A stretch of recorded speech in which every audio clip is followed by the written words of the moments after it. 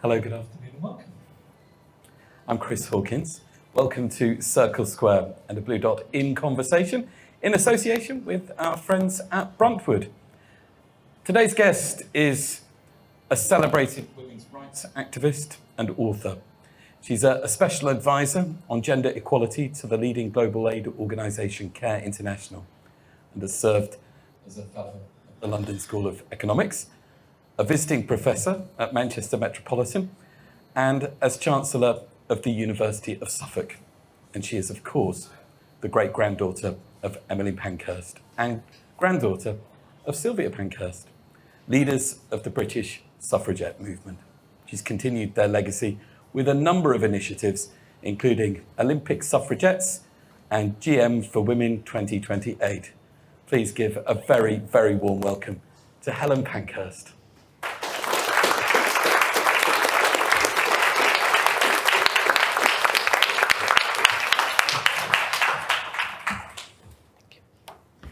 If you've got any questions, then what we'd like to do is have you raise your hand as we go along, rather than have questions at the end.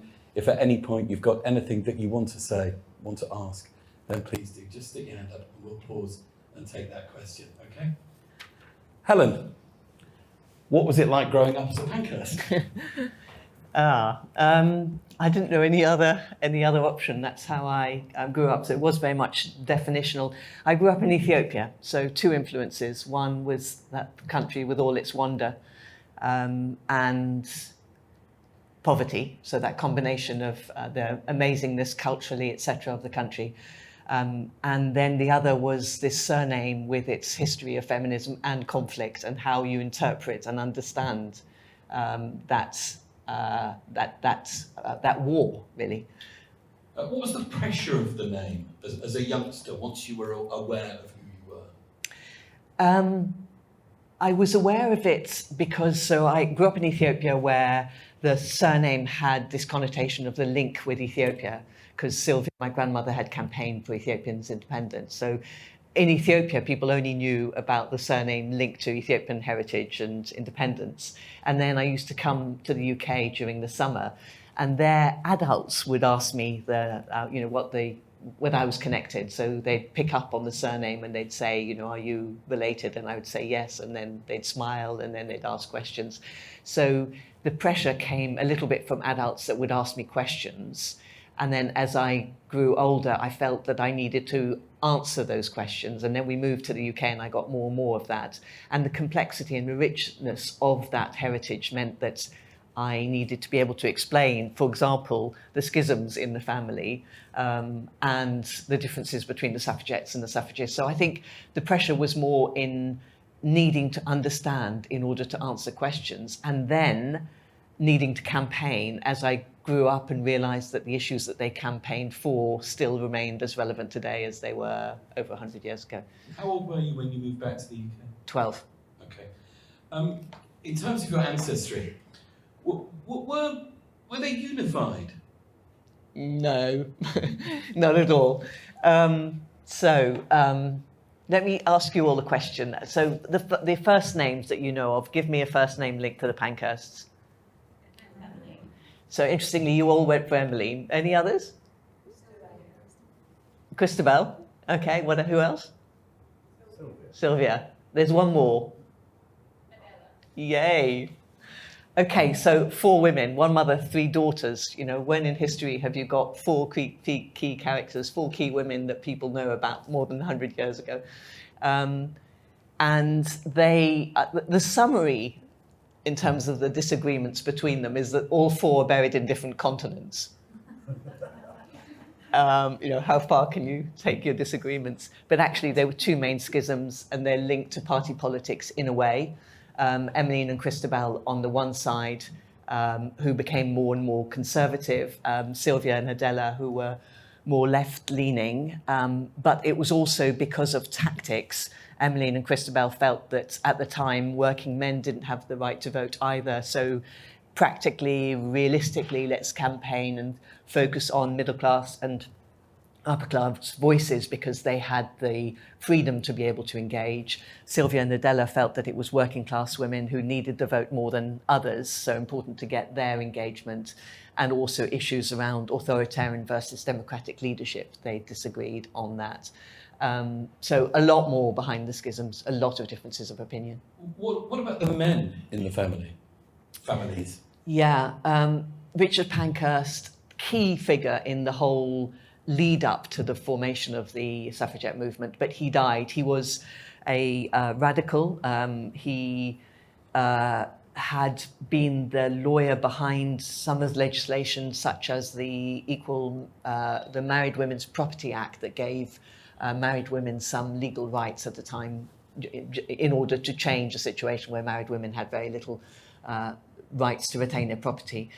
He died, and having been an advocate of women's rights, and the linchpin, if you will, the catalyst to the formation of the suffragette movement just round the corner at the in Manchester was that the ILP, the Independent Labour Party, decided to build a hall in honour of Richard Pankhurst because he was this very visible character in Manchester's history. So they wanted to build a hall in memory of him. They asked Sylvia, my grandmother, the artist, to decorate the hall, and then in their wisdom decided that women wouldn't be allowed in the hall. And this is what this was the catalyst to the formation of the suffragette movement. So just to say, they were influential in many ways. Emmeline also had two sons, but one died very young and the other died quite young, so don't really appear in the story. Were there male dissenters, though? No, not within the family. Around the family? Probably. I haven't heard so much about them. I think actually, that point is really interesting and slightly going tangentially, but because it's making me think about it. In the film Suffragette, how many of you have seen the film Suffragette? Not enough? Those of you who haven't, you can stream it. It's absolutely brilliant. I am obviously totally biased. Helen's in it. Totally biased. But for those of you who've seen it, there are a number of male characters, and I think quite cleverly they chart different positions from I'm totally in support of this radical movement and I will do anything to support, through to I'm totally against it. And then those whose arc is of understanding, but not necessarily in parallel to their female counterparts. So I think in all families, you will probably have everything from those who are very much in favour and those who are very much against. But in my own, I haven't heard so much about those who are against.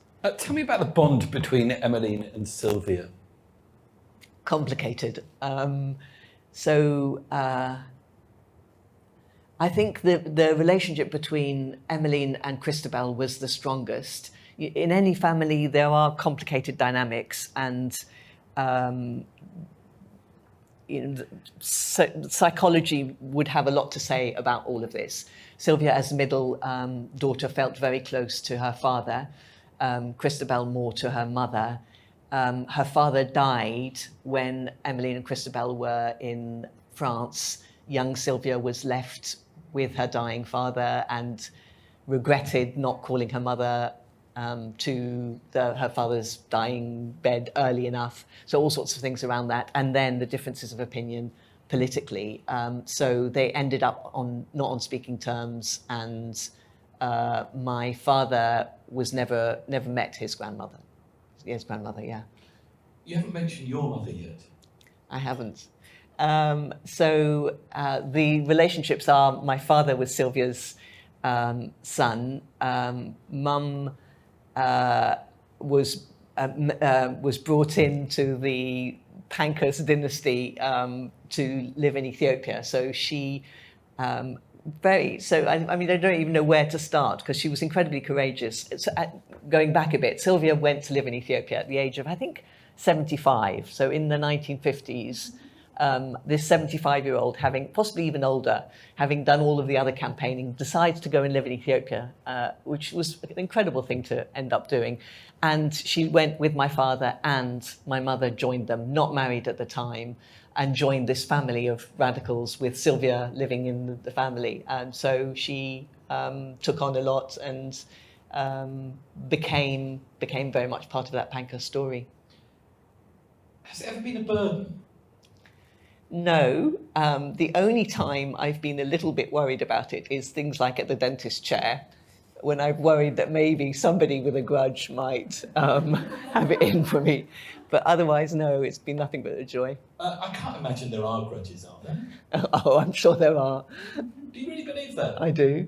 I've had funny engagements. So things like policemen have sometimes come to me with really lovely stories, actually. I remember I was doing a demonstration in London and a policeman sidled up next to me and said, by the way, on behalf of all the policemen, just want to say sorry for the treatment that the suffragettes had. And I've also had somebody saying, you know that photo of your grandmother being lifted up? And it's a very well-known photo, you might remember it, lifted up by a policeman. And next to him, there's a man who is a policeman in normal clothes. And the person who came up to me said, that was my grandfather. And just to know, he was always uncomfortable with the role that he played. So those are two stories of very, positive stories. But I also remember ridicule. I remember people, whenever I spoke up, saying, oh, you're just like your grandmother or great-grandmother and that kind of thing. So you used the word courageous. Do you think you're courageous? I haven't had to be half as courageous as they were. It's much easier for anybody in the UK now. I think about the women in Afghanistan and in other countries where they've had to put their life on the line for the things that they hold dear. I haven't had to do that. So, no. I'd love to be able to define the impact of your family, but I can't find the words. Can you? Yes. Where's my bag? Sorry, does anybody know where my bag is? Because in my book, there's a definition of somebody, Noor, who's a young student here, studying medicine at the moment. And she has this lovely quote about it giving her courage, that surname giving her courage. My bag is coming. Ta-da! Thank you. Do feel free, of course. Thanks so much. Jump in at any point if there's anything you want to ask, Helen. Yeah, please. It's a well-worn version of the book. It is. It's just brilliant. I can find things very quickly, usually. Having said that, I probably won't now, but where's Noor? Here we go. The Pankhurst legacy means I'm not afraid to have ambitions, not stupid to dream, not deluded for wanting to transform the world in which we live. They taught me if they can make it possible, I can make it possible. Isn't that brilliant? I'll give you another quote. Yep. Emmeline said she wanted women to be lawmakers, not lawbreakers, a desire to be a rebel, not a slave. How do statements like that resonate with you now? So that one is very interesting because it's, with the film in particular and the link to the States, it got interpreted in terms of issues around race. So slave, black, rebel, white, federal, confederal, civil, losing my English here, but it got interpreted in terms of issues of colour. So I never use that quote because it gets misinterpreted. However, the statement around resistance rather than apathy, I think, is as valid today as ever. And I think it's particularly important for those whose voices are traditionally silenced. So women who are conditioned to be well-behaved, who are conditioned to be quiet, receptive, for them to stand up and say no is just so hard. We're conditioned not to do that. So the need is massive to counter that. And what Emmeline started speaks for those without a voice beyond just females. Absolutely. And it's so important that we look at that, the intersectionality of inequality and vulnerability. It's not just gender by any means. Big question. What might it have been like had your great-grandmother not achieved so much? Okay, so I think my answer to that is that change is a combination, I think, of three factors: of the agency of individuals, of social norms change, and of policy or legal change. And I think that the legal or policy change, the right to vote, has happened in all countries and almost all countries, and there's an inevitability, question mark, about progress in that area. I say question mark because we do see some regression in some countries. I'm thinking of Afghanistan, for example. So generally, the history has seen laws that have encouraged and allowed more people to vote. However, it's also about social norms change, and it's also about the agency of individuals. And I think what my great-grandmother and what the suffragettes did was allowed women to dream and vision and think about a different future and create the norms and the culture of a different future. And that is as important as the law. It's not just about the law by any means. It's about those attitudes and those self-belief. And I think that they changed a whole generation of people. And amongst you all, if you think about your relatives, your grandmothers, your great-grandmothers, they changed as a consequence of that movement and the questions that that movement generated. Do you know enough about her childhood, Emmeline's childhood, to understand her motivation at the start? There's an autobiography, and she talks about the fact that there's this one quote that she overheard her parents say something like, "What a pity she wasn't born a boy," because she was already quite strong-minded, and that didn't fit the ideas of what a girl should be saying or doing at the time. So she came from quite a radical family, and yet even within that family, the assumption was that women should not be like boys. Girls should not be like boys. What was her education? Quite minimal, I think. Nothing very formal.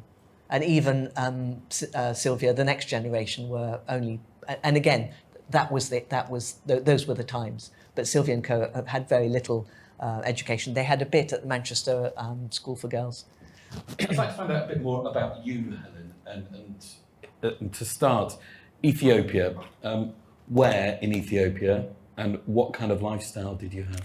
So I grew up in Addis Ababa, in the capital, and my parents were very engaged in the Ethiopian urban intellectual elite, I suppose, what you'd call them. But we were, for example, I learned Amharic, I learned the Ethiopian language as a child. We went to the French school. That was my mother's influence, who thought that that would be better, and also it was closer. So we went to French school, and we were some of the few, in fact, I think the only family that were non-Ethiopian that took the Amharic classes, because my parents felt strongly that we needed to belong and identify and learn the language. And I'm forever grateful for that, because it meant I had that perspective, a closer understanding of the country than I would have otherwise. I wonder how grateful you were at the time. I wasn't. Others went off and had a free time, and I didn't. Also, the pedagogy, if that's the right word, of the Amharic classes were very different. So I remember physical punishment happening in the Amharic classes, and they didn't happen in the French classes. It was purely, you had to put your hand out and you were hit with a stick, but it was more than we had in the other classes. Did you question, do you think, at the age of, say, 9, 10, did you wonder why you were there? No, I think I kind of assumed that was right. Yeah, I think if you grow up in a different culture, you're always possibly slightly not quite belonging, but still that's all you know. So I felt the reverse here, because when we moved here, I didn't know a lot of the idioms, and I grew up in warmer climes, so I felt very uncomfortable in the cold here, and so on. So I think I've always felt a little bit of the other, but that's also meant that I've always been interested in global issues, and the local to the global has been important to me. When did you come back to age 12? London. And where in London? My grandfather lived in Swiss Cottage, and we went to the French school in South Ken. And do you think you had anywhere near a normal teenage life? The French school only really allows you to study. There's very little time for other things. There's very little extracurricular activities. I then went to an international school, and so that became part of my upbringing, which was also not very usual. Do you think that the name, the life that you've described, do you think it prohibited you from enjoying a normal teenage life? Something that perhaps you look back on now and wish you'd had? Don't know. I don't think so. I don't wish for a different childhood. I got so much out of the one I had, and it's defined me. I'm really, the internationalism and the feminism are everything that's continued to be important to who I am. When did you leave home? When did I leave home? To go to a international school in Wales at the age of 16. And then what? And then it went on, University, Sussex, and then Edinburgh. Been in the States. Your international work. Are you really interested in all of this, the rest of you? I think it's really important to understand your life. Okay. In context. Your international work, so many projects. I'm going to go through at least 2 or 3 of them. The Centenary Action Group first. Tell us about that. So that was set up around 2018 with this idea that 1918 was when some women got the vote. It was the first act. And then 1928 was equal franchise, when men and women got the vote on equal terms. And I felt that between 2018 and 2028, that was on our watch. So what could we do? So together with a group of people, we set up the Centenary Action Group with the idea of looking at what the barriers were to women in political spaces and trying to campaign to address those. So it's looking at, in particular, 3 sets of barriers. One is violence against women in politics, which is just so obvious a constraint. The other is around the structures of Parliament and the political systems. And the third is around the economic constraints. So we're a cross-party coalition that campaigns to try and address those barriers. How do you feel about recent events in Parliament? Depressed. I just think there's so, 27% of the cabinet, I think even less actually, 26% of the cabinet are women, 34% of Parliament, 28% of the House of Lords. We still have 96 hereditary peers that are men. And then I haven't even touched on the culture and all of the issues around misogyny and all of that. Incidents in recent weeks must hurt. Yeah, does anybody have that much faith in what's going on in Westminster anymore? And our democracy is so much the weaker for it. And yet it's so important. Yes, questions? How do you feel about the policing bill and how that will affect people protesting?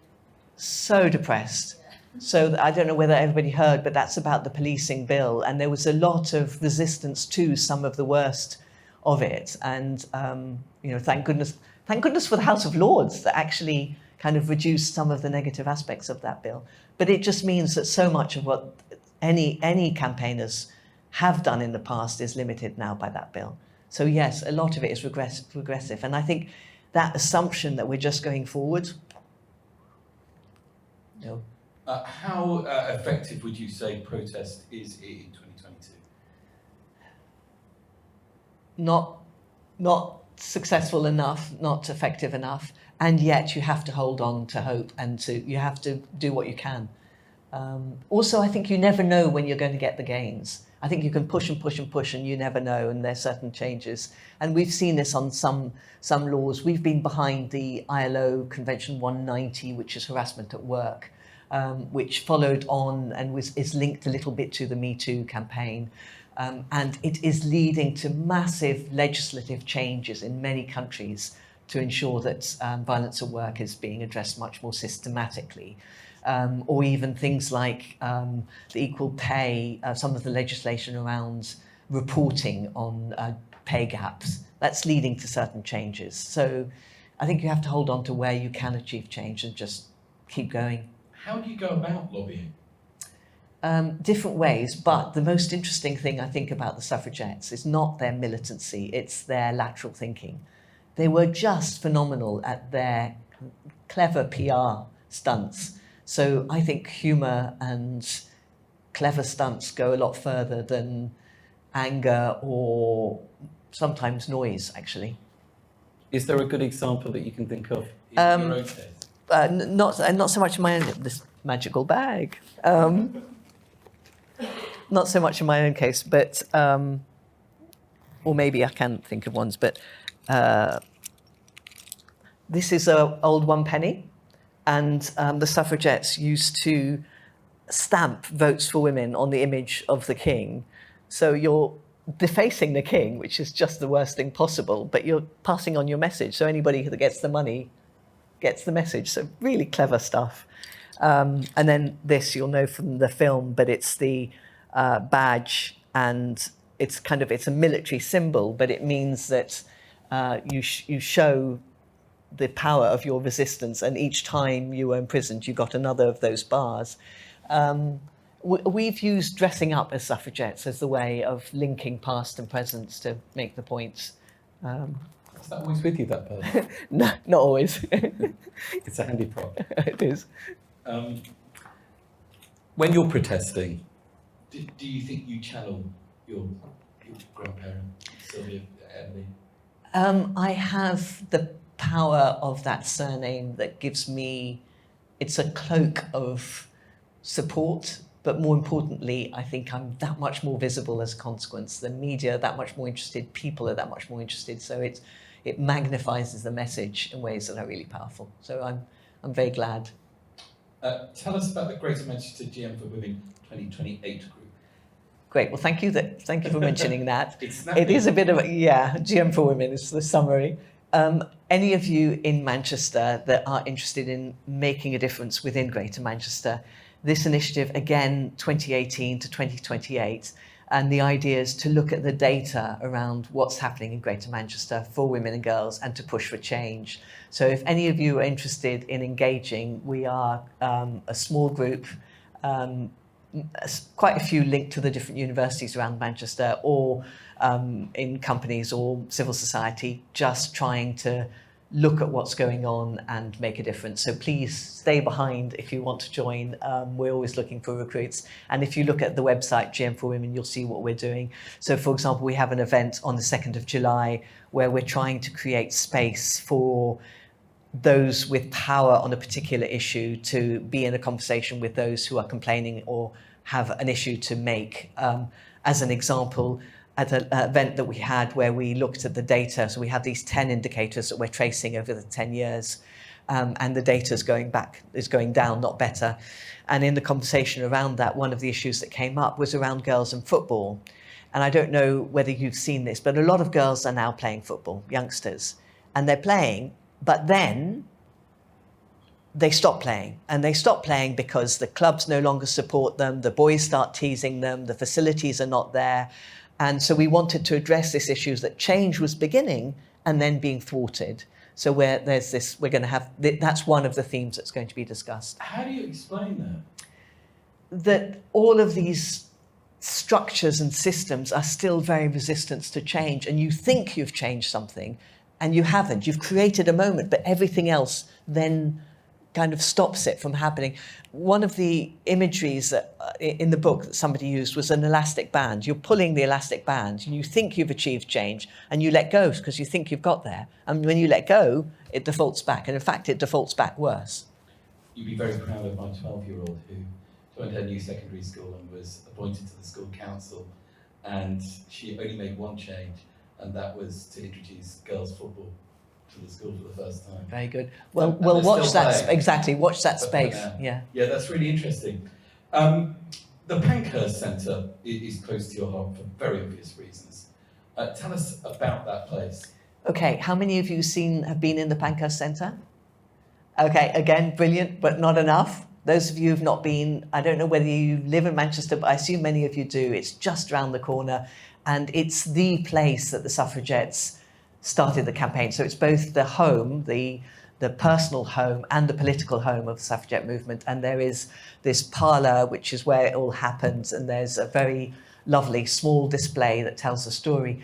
More importantly, it's also an active centre, so it is where the Manchester Women's Aid is based, and a number of other, there's a food bank there, so it's an active women's rights space, as well as a history of the story of the suffragette movement. And I love the fact that it does both. It does the history, the memory, the holding on to the traditions of what it was all about, and yet it's also an active centre for women's rights right now. Right here in Manchester. Right here. The birthplace of the suffragette movement. Yeah. Amazing. The film. I guess you were a consultant.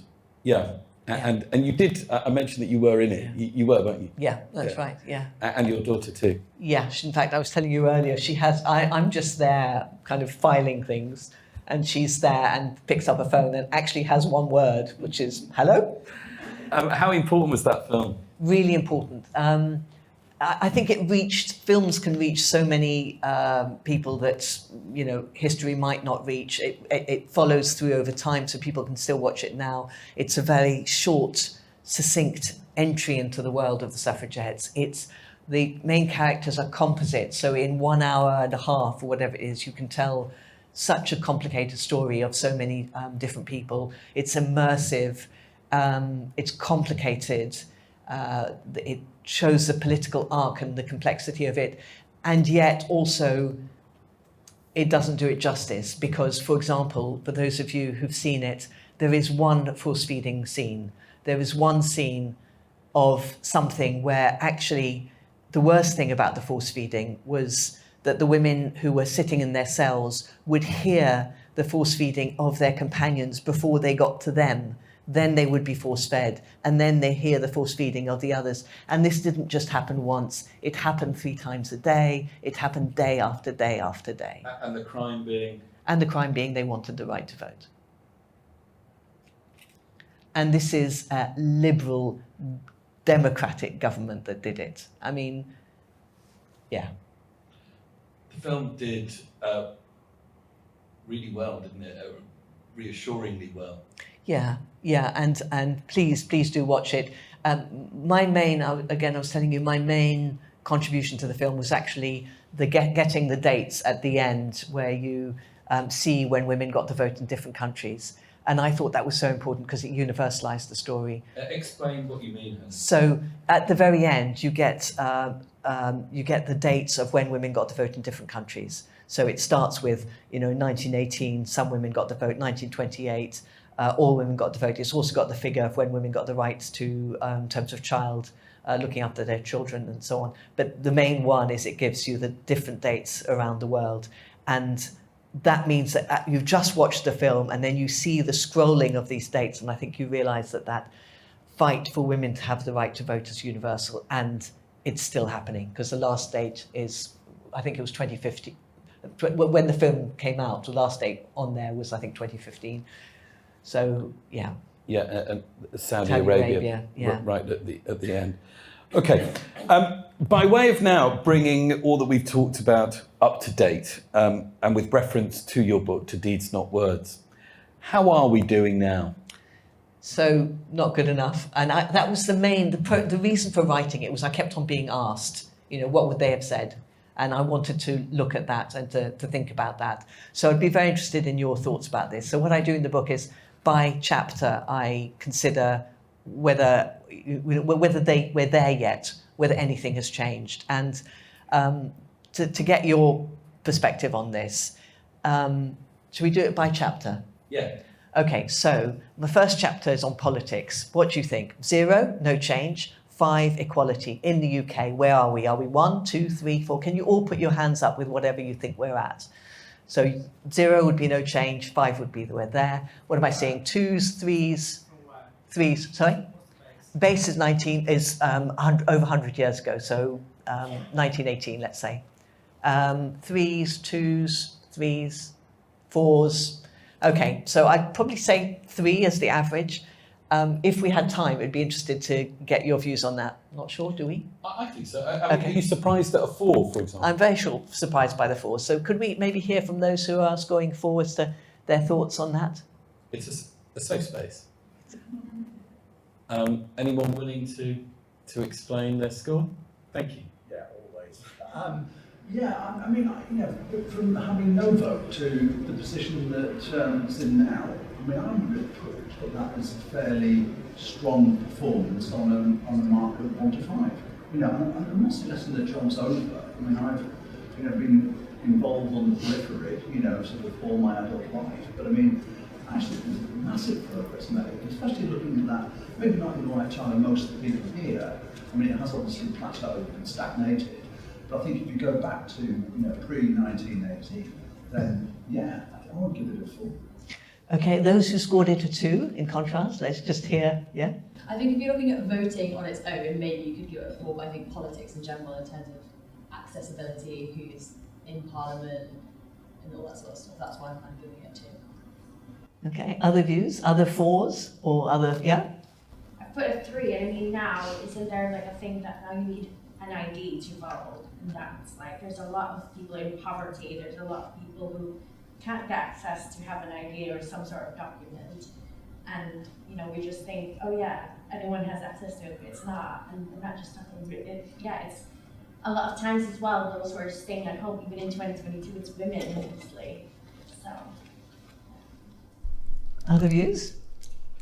What about your view, Hannah?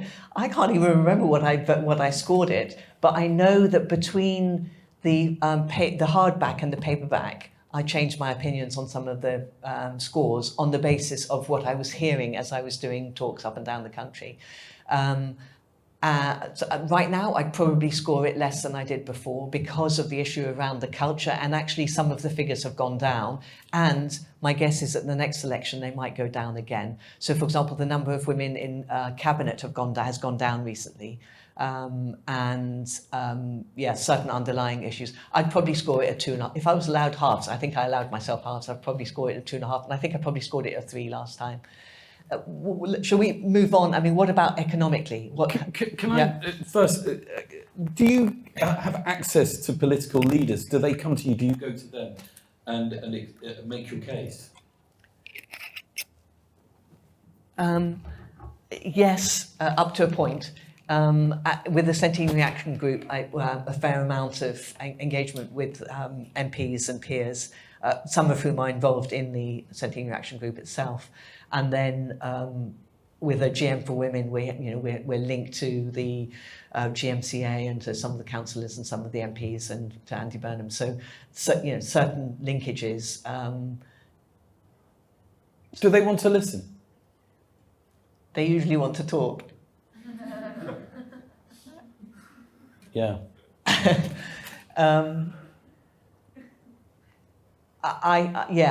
I just think this. I mean, I take your point that there is progress in terms of voting. I just think that it's too slow. It's just too slow, and it's not a straight line.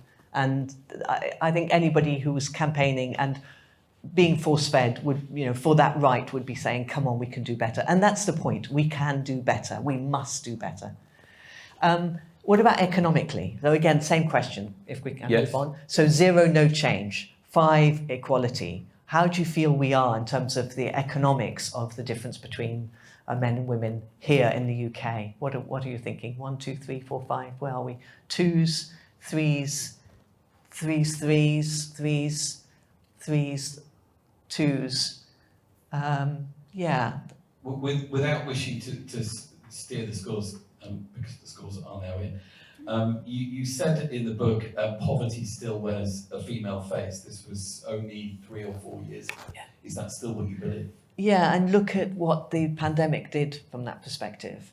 If you look at figures around those who lost their jobs, if you look at figures that those who gave up their jobs because of domestic responsibilities around working from home and kids being at home and so on, if you look at the pay insecurities, the gig economy and all of that, there is a feminization of poverty that's going on, which is increasing, and it's a global feminization of poverty. So I do think that we're not necessarily getting better in all of that. If you look at the valuation of work, and it links to beyond work, it links to the link between work and home, those issues are still very problematic.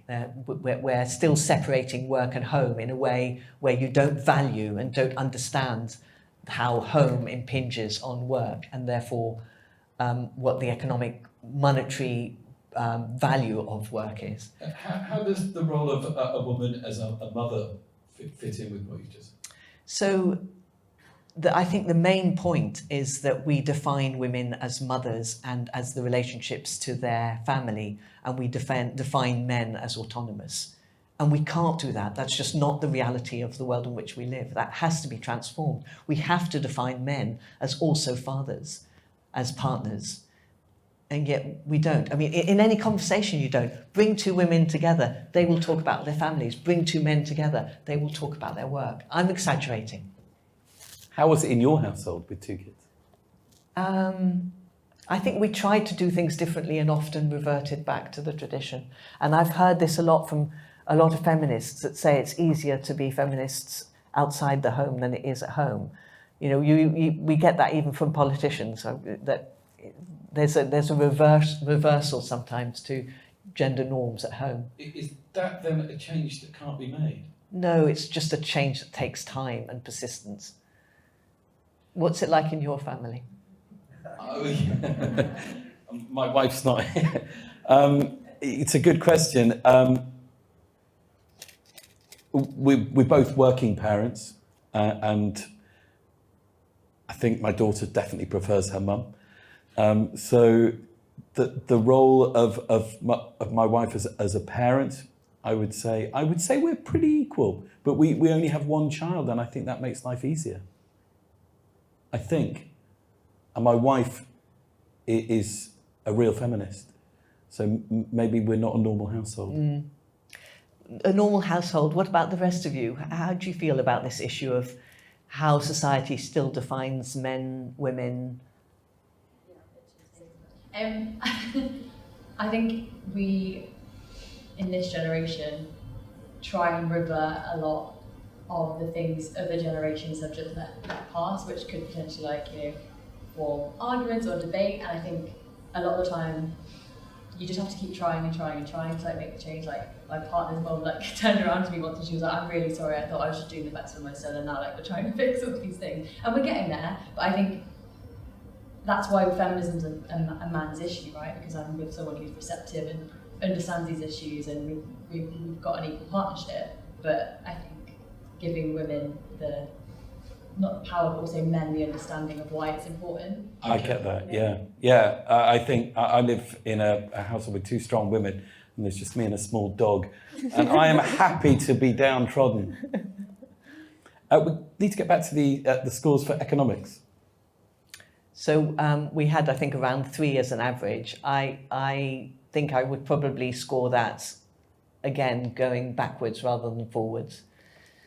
And then we also touched on the issue of identity. So that was how women are seen at home and issues around health, and and also social media. That one of the things I found when talking to a lot of people is this concern that social media was focusing more and more on what women look like. So what men say and do and what women look like. And we've had that throughout history. The books that we read, the films that we watch, the TV, everything, the narratives, always it's what women look like. I mean, it's just so dominant. How can that still be the case? So I was hearing from things like teachers saying that in secondary school, the first thing that happens is that girls show their photos and the boys rank how hot the girls are in their class. And this happens in the first week of secondary school. 8-year-old girl who was in tears when her father went up to talk to her because she didn't have dark enough tights and she was worried that her hair shows. So image culture, the social media, these phones of ours have made that problem worse. Do girls not do that with boys? No, they didn't in this case. I mean, there's a bit of it, but not to the same extreme. Again, what are your experiences? Yeah.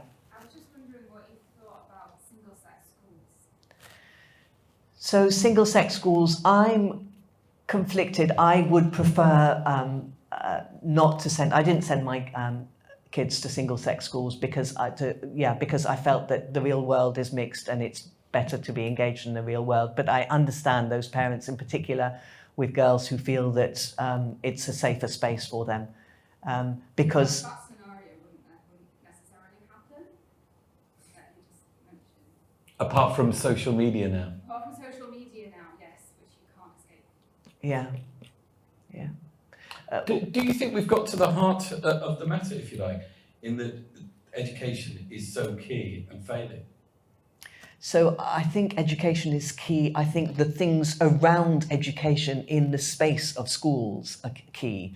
So the uniforms are not gendered. We were just talking actually at another event I was at about the shoes that the girls and the boys are given in schools are very different, still quite different. The skirts, so basically the whole thing around the schools, the uniforms, the what sports they are allowed to do, the language, the books that they're reading, the whole attitudes, let alone what they're studying. So the whole structure within which schools operate are still problematic. But a lot of it starts in nursery schools as well. So, where do you tackle these things? Have we sorted economics? Did we ever actually get a conclusion? I think we got a conclusion that we're not there yet. Okay. There's a question up down there. I work in a hospice and we do talks in schools, and my colleague's 29, and she said we're going to have two mascots, one girl and one boy, and I managed to say one of them maybe shouldn't be white because all of our imagery is white because the community we work in is predominantly white, but that doesn't mean we shouldn't try to reflect what we want, which is diversity. And she said, so we need some personalities. So the girl is going to be loving, kind and caring, and the boy is going to be funny, confident and something else. And the girl is, I'm not kidding, knitting, baking, and the boy likes gardening. So I managed to get the girl to like golf because they wanted to include golf for the boy. And I thought I do live in a bubble. Like, why has feminism not reached, because that messaging is, even though the school might be doing a great job, they've trusted us with that 15 minutes.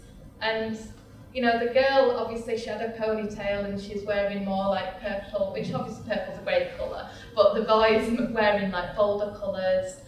So yeah, it is a bit good to be in spaces where you can make a little difference, where you wouldn't expect. I wasn't expecting to have that opportunity, but... Small changes, and they're needed everywhere. Yeah. Next subject, autonomy. Yeah, I think, and that links to the conversation we were having a little bit about the sense that women are seen as relational and men are seen as autonomous in terms of their work. Is that what you were meaning? In 2018, that got a score of 4 out of 5 in the book. Yeah, it wouldn't get it now. What does it get in the room this afternoon?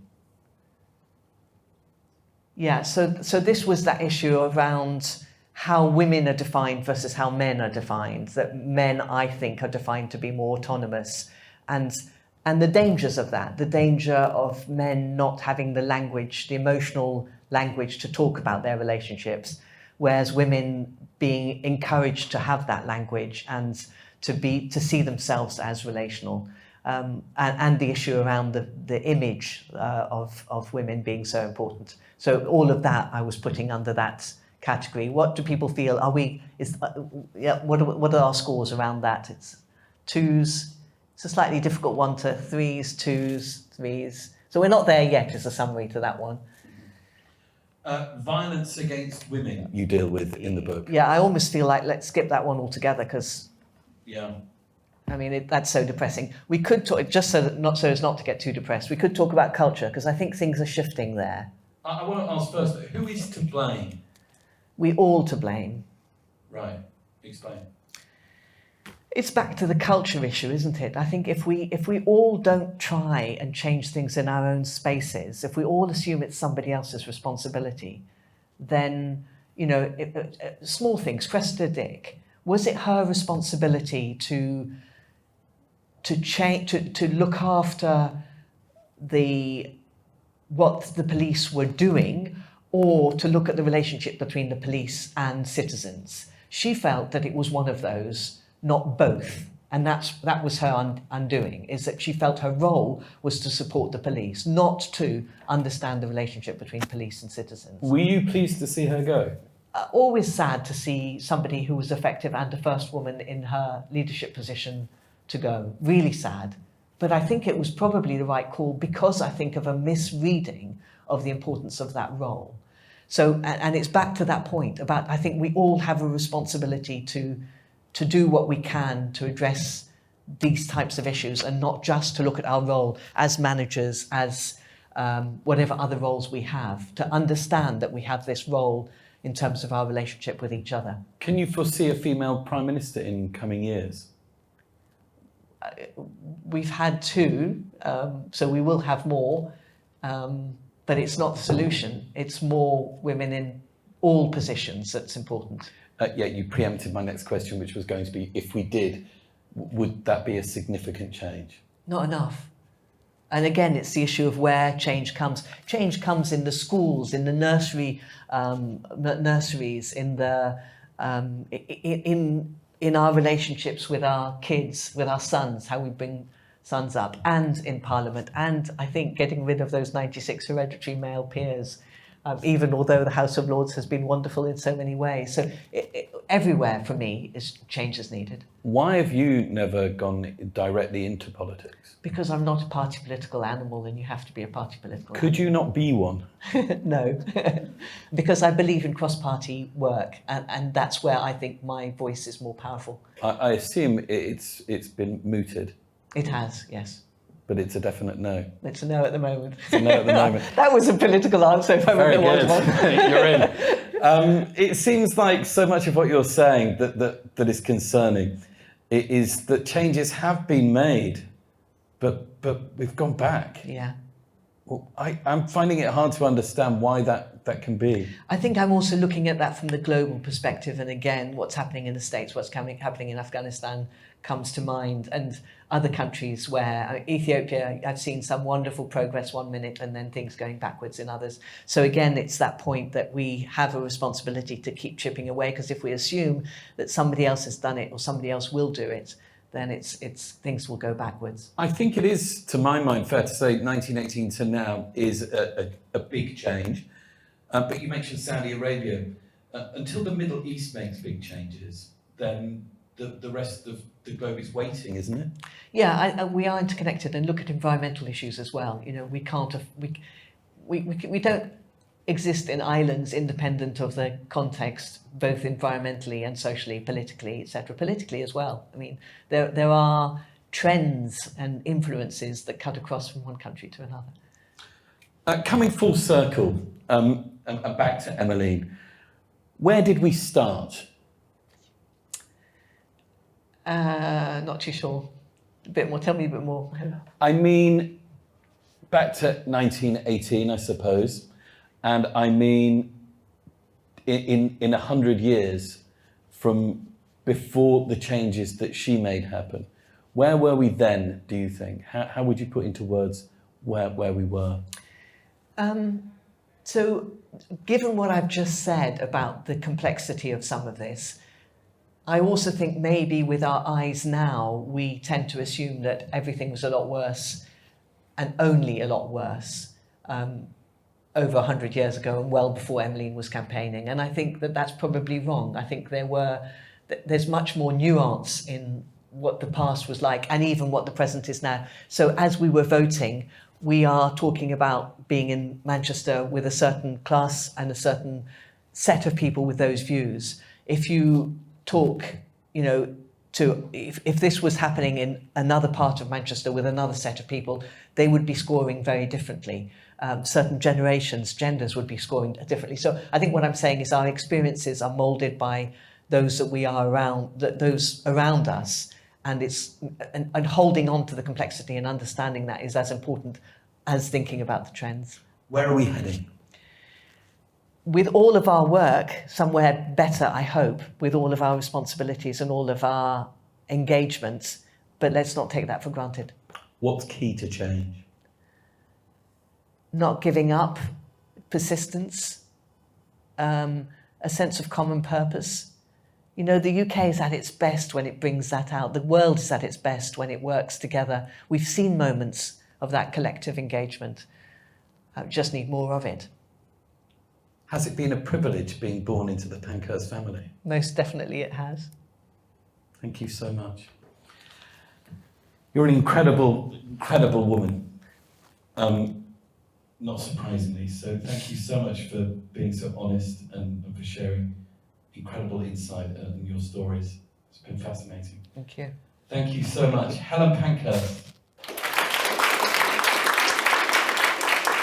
Ladies and gentlemen, that's all we have time for, I'm afraid. But thank you very much for joining us this afternoon. We're thrilled to have had Helen join us this afternoon, and we look forward to welcoming her to Bluedot this July at Jodrell Bank with a programme of talks which we'll be announcing very soon. You'll be able to find out more on Bluedot's social media channels and at discoverthebluedot.com. For now, from Bluedot and Bruntwood, please join me in saying once again a huge thank you to Helen for joining us this afternoon. Thank you, Helen. Thank you. Thank you.